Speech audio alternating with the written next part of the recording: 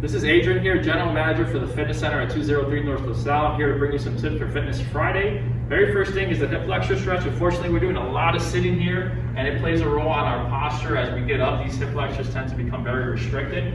So what we want to do is we want to loosen these up. So first thing is you want to have your feet straight. We don't want pigeon feet, we don't want duck feet, we want these feet straight here.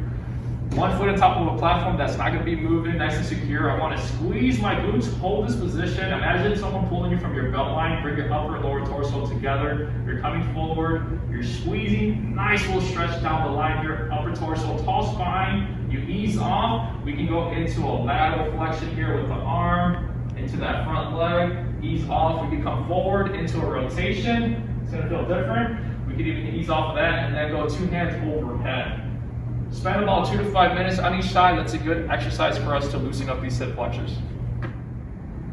We're going to be working on stretch number 2. What it's going to involve is a lot of improvement of thoracic rotation, which is very important. If your ability to rotate up here in the thoracic spine is restricted, then it affects the low back and neck, and we don't want that. So one of the things you can actually do is get on the ground here in the sideline position. If you want to use a little bit of a pillow for head support, feel free. Your knees get scooted up here. Think of an L or a 90-degree bend. These stay pressed into the ground the whole time. Our hands are in front of us. We're going to go hands in front of us, and we're going to go strictly open book.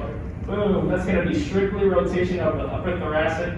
The lumbar stays locked as the knees are pressed into the ground. We're going to come forward again and open book. We can go for about 12 to 15 reps on each side. Now, if you feel this is a little bit easy, you can go a little bit more of a windmill, hands in front of you.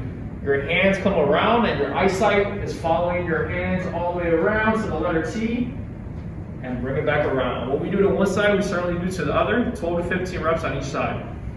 We also want to look at some strengthening here on top of some stretches, so we want to work on the core here. A lot of stability work. So what you can do is actually go completely flat, face on the ground. What we're looking to do is hands up, level to your shoulders, knees level to your hips. Don't let that get away from you. We're going to be doing some dead bugs here. What I need you to think about is pressing the low back into the ground. We want to be able to teach how to move our arms and legs without using our low back. So the positioning is going to be everything. As I reach with one leg at a time, I'm fighting to keep this knee at the level of my hips.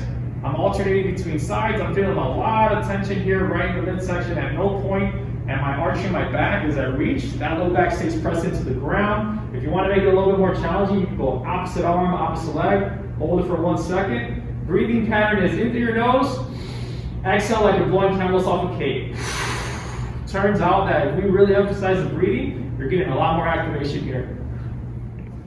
Core exercise number 2, studies have shown that this bird dog position has more core activation than the actual deadlift because of the positioning here. So hands underneath the shoulders, knees underneath the hips. We want to go high point of our spine. We want to go low point of our spine right in the middle. Now pay attention to my shoulders. They're not collapsed. I want to push away from the ground. Make a fist with my right hand. I want to pretend I'm in a tunnel here. I don't want to see shifting side to side.